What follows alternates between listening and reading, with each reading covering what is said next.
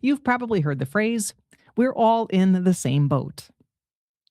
But in reality, when it comes to cancer at least, we're not. Yes, we're all human, and yes, all cancers are a bunch of rogue, rapidly dividing cells.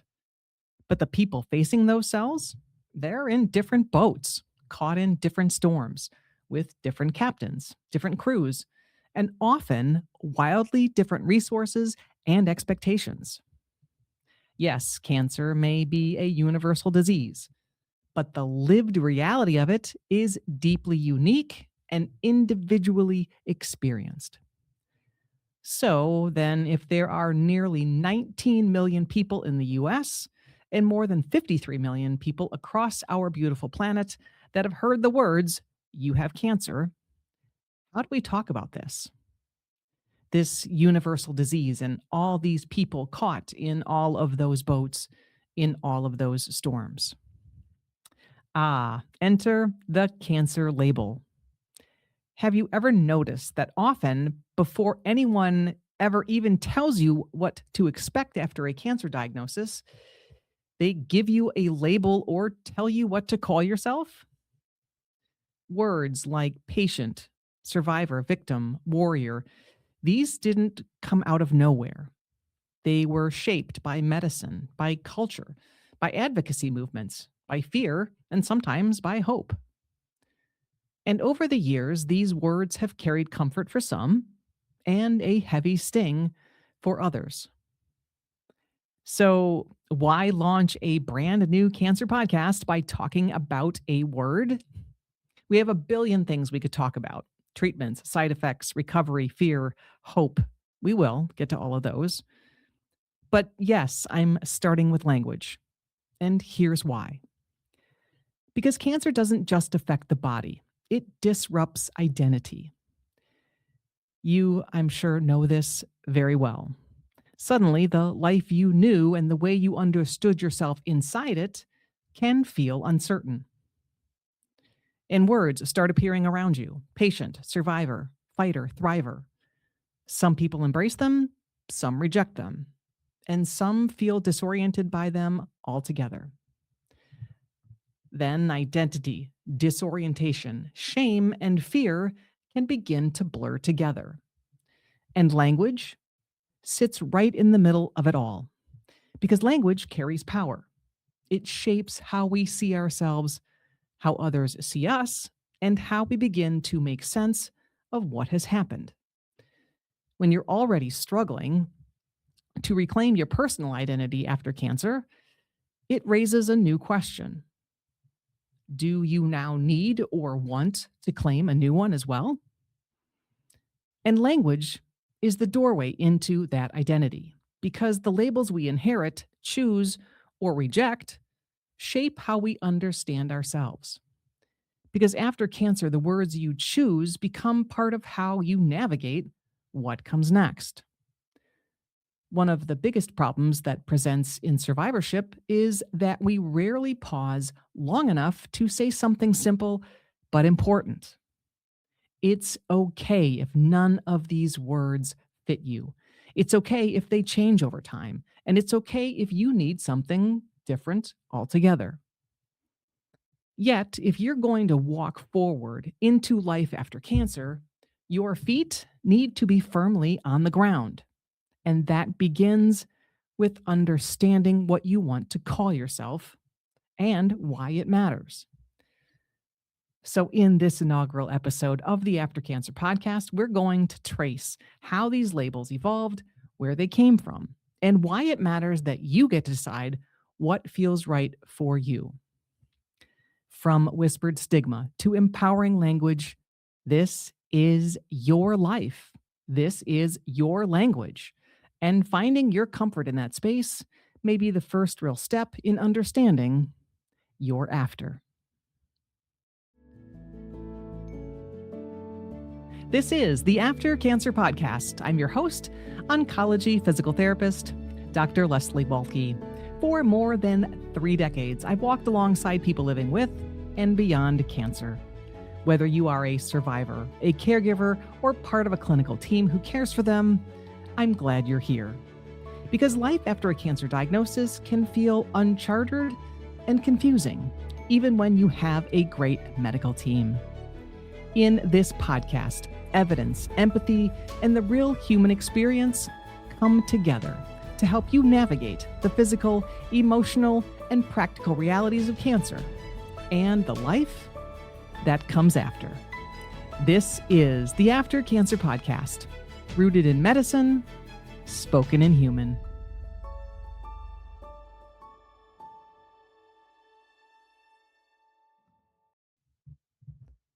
Hello again, and welcome to episode 1 of the After Cancer Podcast. In this episode, we're going to explore cancer survivor label and language questions. Because while a word or label like victim, warrior, or survivor might seem simple, the reality is these words carry history, culture, and thousands of different personal meanings. I will say this over and over again that the word survivor is just one word, yet it encompasses thousands and thousands of different experiences. So let's take a look back at these questions and the history of these labels, because depending on who or when you asked, up until recently, you may have gotten a different answer. Let's start with the label survivor. What does that label mean? And what does it mean to be a cancer survivor? When do you become one? Is it the moment a physician says the words, "you have cancer"? Or is it when treatment ends? Or is it 5 years later when the statistics say you've crossed a finish line? How about people that are still going through treatment? Do they get to use the label survivor? How about people that are living with a metastatic or chronic cancer that will never really go away? Do they get to call themselves a survivor? And how about this question? Can you be a cancer patient and a cancer survivor at the same time? And here's another label. How do you feel about this one? Cancer victim. What feeling or feelings does that conjure for you? Let's begin by rewinding a few decades. The word survivor then was rarely, if ever, used. In fact, if you are old enough, you may remember when the word cancer itself literally wasn't even said out loud. It was whispered. Individuals with cancer, families and communities, and certainly the media, often avoided speaking about it altogether. And back in those days, people were most often labeled, quite literally, as cancer victims. The word victim was the common go-to label. It was in newspapers. It was in obituaries. It was also in the way physicians, families, and communities talked about the disease. People were victims of cancer, as though they had been attacked by an invisible enemy and then left powerless to fight back. For most of our history, cancer was shrouded in silence and stigma. It wasn't openly discussed, and when it was, the word victim often followed. A person didn't just have cancer, they were a cancer victim. Think about how that language frames an experience. Victim implies helplessness, loss, weakness, even shame. It suggests that something terrible has happened to you and that you are defined only by what has been done to you. There is no space for agency, no room for strength, no acknowledgement of resilience. And this is not just a matter of semantics. That label influenced how people thought about themselves and how others treated them. Being called a victim carried weight in communities, in workspaces, and even within families.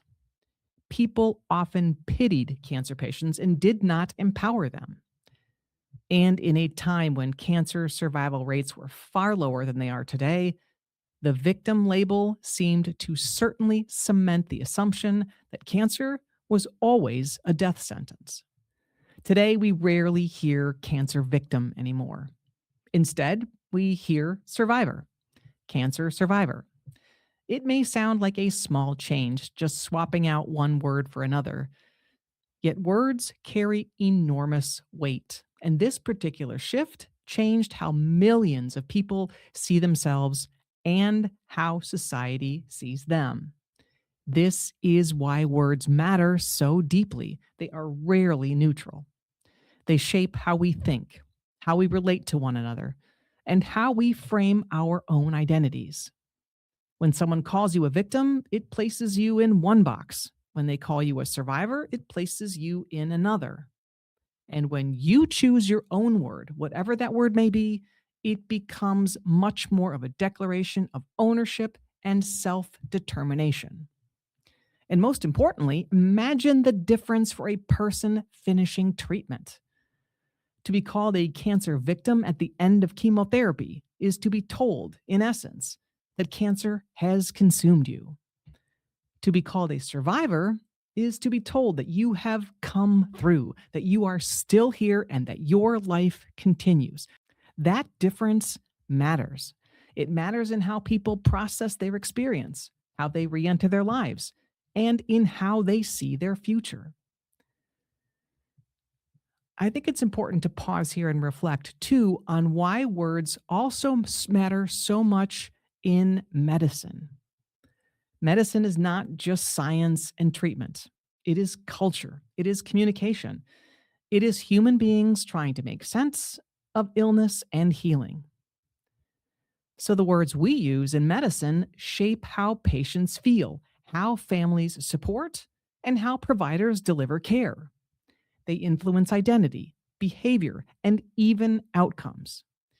If you think about it, language in medicine is full of metaphors. We fight cancer, we battle disease, we wage war on tumors. For some people, these metaphors feel empowering. For others, they can feel exhausting. And here's another huge label. If someone dies of cancer, does that mean they lost their battle? Well, of course not. And I think the battle language around cancer is so big that it deserves its own episode. So please tune in to episode 7 of the After Cancer podcast coming up in a few weeks, where we will discuss the pros and cons of battle language around cancer in depth. So you can see that language has a way of slipping into our consciousness and shaping beliefs in ways we don't always notice. That's why the shift from victim to survivor was so powerful. It was a conscious decision to change the story, to move from helplessness to agency, to move from pity to possibility. I've sat with thousands of people across the spectrum of cancer care, and I've heard them wrestle with this language. Some tearfully embrace a survivor as a badge of honor. Some quietly reject it and say they just want to be known by their name, not their disease. Some claim different words at different times, depending on where they are in life. And all of these choices are valid. The truth is, words are imperfect. They can never fully capture the complexity of what it means to live with cancer. Words and labels can either box people in or they can set them free. And when the world shifted from calling people victims to calling them survivors, it set millions of people a little freer. It said, you are more than what has happened to you. And this shift from victim to survivor did more than validate individuals. It also began to change the social fabric around cancer. Families started to talk differently about their loved ones. Communities began hosting survivor events, walks, and support groups. Survivorship became a recognized phase of care in medicine. So now the word survivor carried weight not just in conversation, but in policy, in advocacy, and literally in healthcare delivery. But even in the medical definitions, the label survivor itself has evolved in definition over the years. Being a survivor years ago was limited. Before 1986, you were only considered a cancer survivor not only after you had completed treatment, but in addition, you had to also be cancer-free for 5 years. 5 years. That was the milestone. It came from survival statistics, recurrence data, and from medical benchmarks. But it was cold and it excluded so many people. Many of you, I am sure, are fully aware that the hardest parts of cancer are mostly the diagnosis, the treatment, and those first few years following treatment. So just think about everyone that definition left out: people who were still in treatment, people who live with a metastatic or chronic cancer that can be managed but not cured, and the millions and millions of people struggling post treatment. That definition excluded and really denied their pain, their strength, and their very real lived experiences. But that all changed after 1986 when the National Coalition for Cancer Survivorship introduced a new definition for cancer survivor. They defined a cancer survivor as anyone who has been diagnosed with cancer from the time of diagnosis through the rest of their life. Full stop. This was a radical reframe. It meant that survivorship begins at the moment of diagnosis, not at the end of treatment. It validated what so many people already knew in their bones: that the experience of surviving begins the second you hear the words, "You have cancer." It gave recognition to the emotional, physical, and psychological toll that comes instantly, long before you reach a manufactured finish line or a milestone. And this reframe didn't just matter to patients, it mattered to families and friends too, because cancer doesn't happen in isolation, it ripples out. Partners, children, friends, coworkers, all of them are affected. Many organizations now use terms like co survivors or care partners to acknowledge the people who live through this experience alongside their loved ones. And over time, survivorship language has continued to evolve. Organizations still freely use the word survivor, yet some organizations now also use the phrase people living with and beyond cancer. This softens the edges of the word survivor a bit and allows for nuance. It makes space for the reality that not everyone feels comfortable being called a survivor, and not everyone's cancer experience follows the same path. Over my 30 years in cancer care, if I've learned one thing, it's this: how someone sees themselves in relation to cancer is deeply personal. Some people love the word survivor, some people hate it, and some don't think about it much at all until someone else puts that label on them. Wherever you land, there is no wrong or right answer. So then, where does this all leave us? Well, it leaves us with one word that can mean 1,000 different things. For some people, the word survivor feels empowering. It marks a milestone. It reflects what they've endured, their power, and what they've overcome. Some people proudly wear it like an armor, especially on the days when their bodies feel tired or altered. Some embrace it because it represents a new chapter, a reclaiming of life. And some people simply use it because it's the easiest word others understand. For other people, the word survivor feels wrong. It can feel heavy, like it's tied to unwanted metaphors of battles and fights. It can feel like it demands a kind of bravery they never signed up for. Some people don't want to be defined by cancer at all, and the word survivor makes them feel boxed in. For others, it's simply too soon, too raw, or too complicated. And all of these responses are valid. What I want you to hear again clearly is this: there is no right or wrong way to identify yourself. You get to choose the word or the words that fit you best. You also get to change your mind as often as you want, whenever you want. If you're in active treatment, you most likely feel like a patient. At the same time, you also may feel like a survivor. If you are years out, you may still feel like a survivor, or maybe not.